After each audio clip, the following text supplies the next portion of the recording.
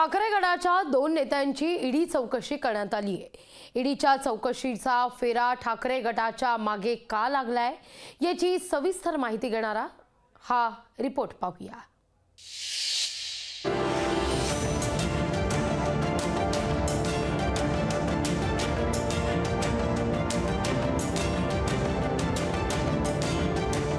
रवींद्र वाईकर, सूरज चव्हाण, राजन साळवी यांच्यानंतर आता संदीप राऊत आणि किशोरी पेडणेकर हे देखील ईडीच्या कार्यालयात दाखल झालेत। विधानसभा अध्यक्ष राहुल नार्वेकर यांच्या निकालाची चिरफाड करणारी महापत्रकार परिषद उद्धव ठाकरेंनी घेतली। त्यानंतर ठाकरे गटाच्या नेत्यांच्या ईडी आणि इतर यंत्रणांच्या चौकशीच्या फेऱ्या वाढल्याचं दिसून येत आहे। 16 जानेवारीला उद्धव ठाकरेंनी महापत्रकार परिषद घेतली होती। त्यानंतर या ठाकरे गटाच्या नेत्यांच्या चौकशीसाठीच्या फेऱ्याही वाढल्याचं पाहायला मिळत आहे। चौकशीच्या फेऱ्यातील ठाकरे गटाचे नेते पाहूया। 18 जानेवारी सूरज चव्हाणांना खिचडी घोटाळा प्रकरणी अटक झाली। 23 जानेवारी राजन साळवींची 7व्यांदा एसीबीकडून चौकशी झाली। 29 जानेवारीला रवींद्र वाईकरांची कथित जोगेश्वरी भूखंड घोटाळा प्रकरणी चौकशी झाली।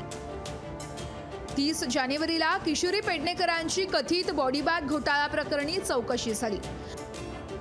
तर 30 जानेवारीला संदीप राऊत यांचीही कथित खिचडी घोटाळा प्रकरणी चौकशी झाली।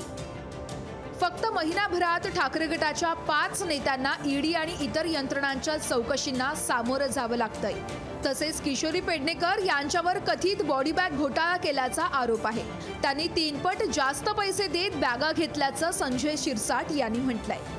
चौकशीमध्ये ते स्वतःच जे काही लोकांनी त्यांच्यावर दबाव आणला होता, ज्यांच्या आदेशानुसार ते काम करत होते, जे लोक हॉटेलमध्ये बैठका घेऊन आदेश देत होते, त्यांच्या या चौकशीमध्ये नाव किशोरीताई पेडणेकरच समोर आणतील आणि त्यानुसारच कारवाई होईल अशी माझी अपेक्षा आहे। तर पेडणेकर यांची 6 तास चौकशी झाली।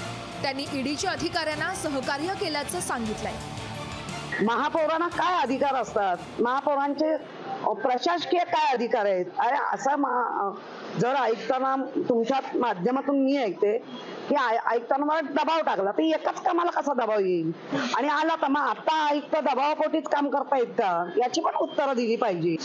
जे नाही केलं त्याला सामोरं नक्की जाणार, जे येईल त्यालाही सामोरं जाईल, पण मी केलेलं नाहीये।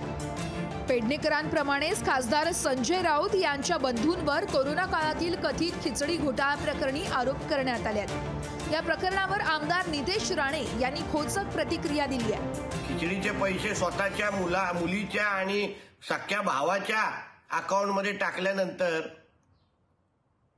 आता लवकरच संदीप राजाराम राऊतसाठी डबा घेऊन आर्थरोड जेलमध्ये जायला लागेल। तिकडे फक्त खिचडी भरून देऊ नको एवढंच झालं। तर ही चौकशी सूड भावनेनं होत असल्याचं संदीप राऊत यांनी म्हटलंय। आरोप संपूर्णपणे चुकीचे आहेत। खरं म्हणजे हे एकदम खालच्या पातळीवरचं राजकारण आहे, हीन दर्जाचं राजकारण आहे की एखादा माणूस वाकत नसेल किंवा झुकत नसेल तर त्याच्या कुटुंबाला त्रास द्यायचा प्रयत्न चालू आहे। म्हणजे हे सुडाचं राजकारण आहे आणि एक प्रकारची खुन्नस काढली जाते। कथित खिचडी घोटाळ्यावरून संजय राऊत यांनी सरकारवर जोरदार हल्लाबोल केलाय। खिचडी घोटाळ्याचे खरे लाभार्थी शिंदे आणि भाजपकडे असल्याचं संजय राऊतांनी म्हटलंय। या खिचडी घोटाळ्यातला जर झाला असेल त्यातले सगळे लाभार्थी जे आहेत, ज्याने बीएमसी कडून पैसे घेऊन खिचडीचं वाटप केलं नाही, हे सगळे लाभार्थी आज भारतीय जनता पक्षामध्ये आणि मिंदे गटामध्ये आहेत। हे सगळे लाभार्थी मी नावं सांगतो तुम्हाला।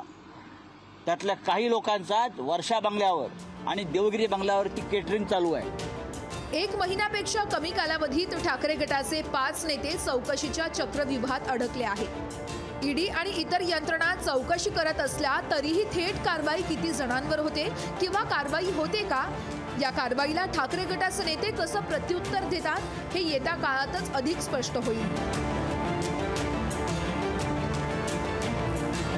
ब्युरो रिपोर्ट, लोकशाही मराठी।